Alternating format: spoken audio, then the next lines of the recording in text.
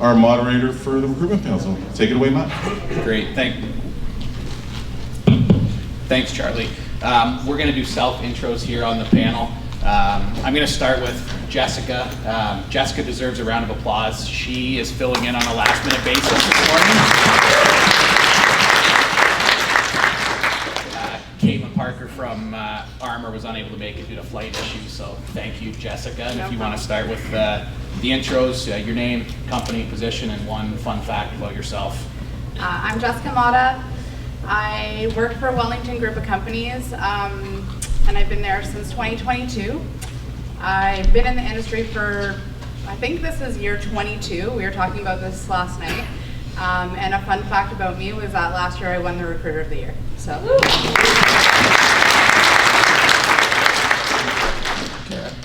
I'm Kara Kett. I am the recruitment manager for the TFI Flatbed Group of Companies. So that is Contrans Flatbed Group, Fleetway Transportation, Laser Transport, Clark Road Transport, and Tom Road Trucking. I've been in the industry for 15 years now, and fun fact about me is I'm getting married this year. So. Good morning, everyone. Jason Labalesso, Director of Transportation Home Hardware Stores. Been in the industry 25 plus years. Still maintain my AZ license. I guess the fun fact about me is, like yourself, Matt, I'm hoping the Leafs will lose tonight. I'm commemorating that by wearing my broad Marchand socks today. Beautiful. Kara is also a massive Bruins fan, so it's nice to have a few of them on this panel.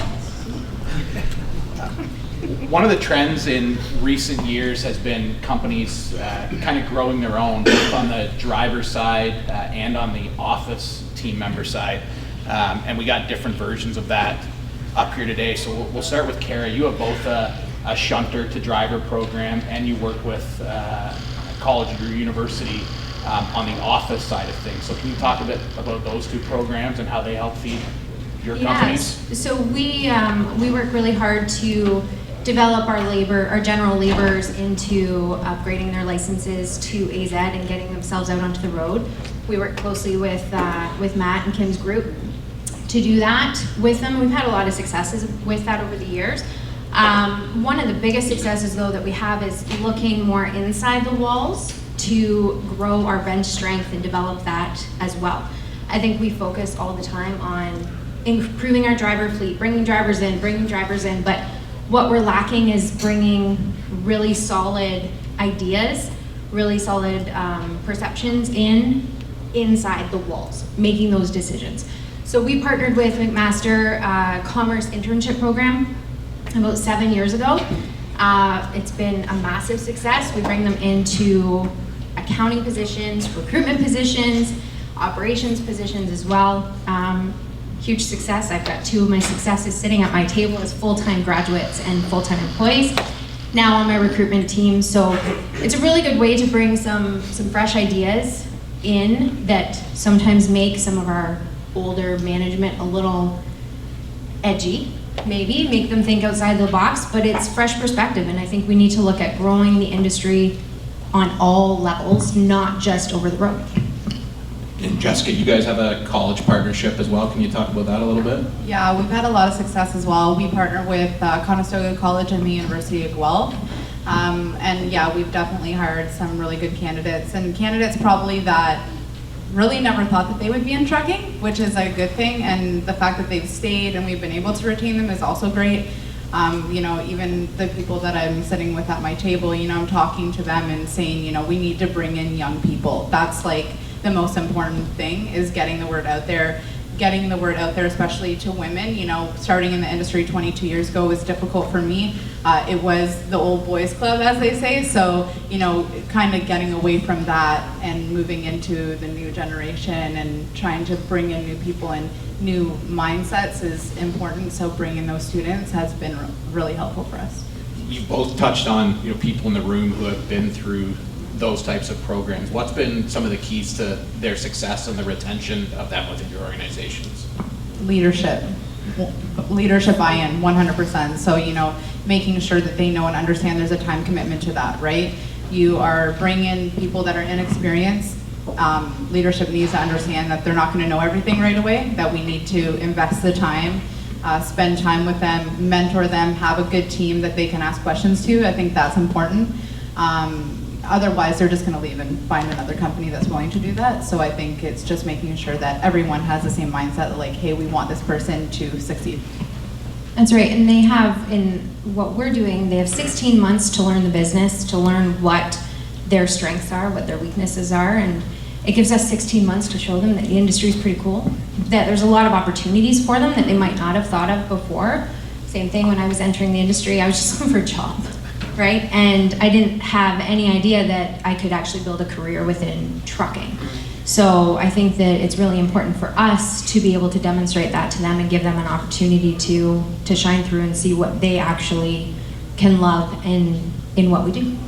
Jason, you got some insight on this as well? Yeah, and I think you touch a little bit on leadership, but there's leaders within my group that are not necessarily in the managers or supervisor position. There's those drivers that are really engaged, and when we have a new driver that's coming on, pairing them with that and giving them that support for basically as much time as they feel they need. There's no time frame for them to say, okay, you're out on your own, right? So we want to make sure that those guys that are interested in mentoring new drivers as they go, we give them that support. You guys rely at Home Hardware, Jason, heavily on your drivers to be ambassadors in the recruiting roles. What does that look like? It's not something that we take for granted. It's a reputation that I believe we've earned over the years. Our trucks are very visible. Everyone can kind of see us down the road, and we earned that reputation not just because of our fleet, but also our company branding as well. At the same time, too, that's a large responsibility. Our drivers take that responsibility seriously. They feel that they are representing not just Home Hardware, but the trucking industry as a whole. It definitely helps on the recruiting front at the same time too, because it is a destination that a lot of drivers do want to get, and it also helps us ensuring that we can make that sustainable for our stores as well. How do you incentivize your drivers who are being your ambassadors out there? So again, for a long time, we let the brand represent itself, but that's not always able to be continuous. So we are offering drivers incentives. We are basically hiring a referral bonus that we would provide the drivers at the same time. And again, that puts a little bit of skin in the game. So those drivers that know somebody, they want them to succeed at the same time. So they're going to make sure that they're bringing what they feel is their friends and other people that want to represent the same things that they do. Kara, you want to touch on your guys' referral? Yeah, we've worked hard over the years to bring our referral programs together because we are a company of acquisitions, for anyone that's familiar with GFI. So there's been a lot that's come across our table that we've had to look at and make sure that we are kind of connecting everybody together, creating that consistency for the drivers. And it doesn't matter who they are referring to what company, they're still going to be receiving that referral bonus as well. So it just continues to kind of drive that lack of silo. We're trying to bring down those silos between the groups and work together to share all of that. Jess, I know one thing that's very important to you is culture, and that's a big message from Wellington. How do you go about striving for that positive culture within your organization, but how does that help your drivers also bring you more drivers? So, with the recruiting and the retention bonuses and stuff, I have kind of mixed feelings about all of that. When COVID happened and everyone was offering, $2,500, $5,000 just to sign people up, and I was just thinking, man, I'm gonna lose a lot of really good drivers because they're, maybe they're in a financial position where they need it. And that sign-on bonus was just really sweet, but maybe the company that they signed up for wouldn't be a good fit for them. So then I may see them back, So I do have mixed feelings about the recruiting bonus. I know with our company, we pay salary. The consistent paychecks definitely are a good plus for them. So they do recruit their friends and family to come. I don't have to worry about that, hey, I'm cutting a $5,000 check that immediately when someone is bringing someone in. So I'm really happy that I work for a company that can offer the stability that people are looking for.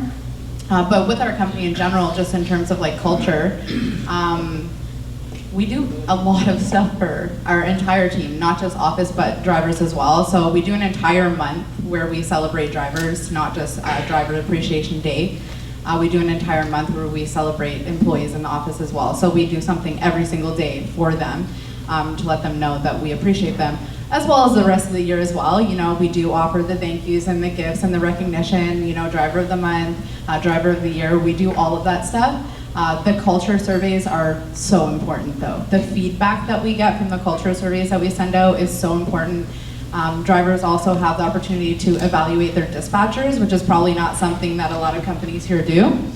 So we do send out dispatch evaluations so the drivers can give feedback saying, hey, maybe my dispatcher could do this better or that better. Maybe they're not communicating to me enough or not giving me the right information. So we can address that and give that feedback and then build those leaders, right? So we want to make sure that we're always making the team stronger and we're recognizing our weaknesses as well, right?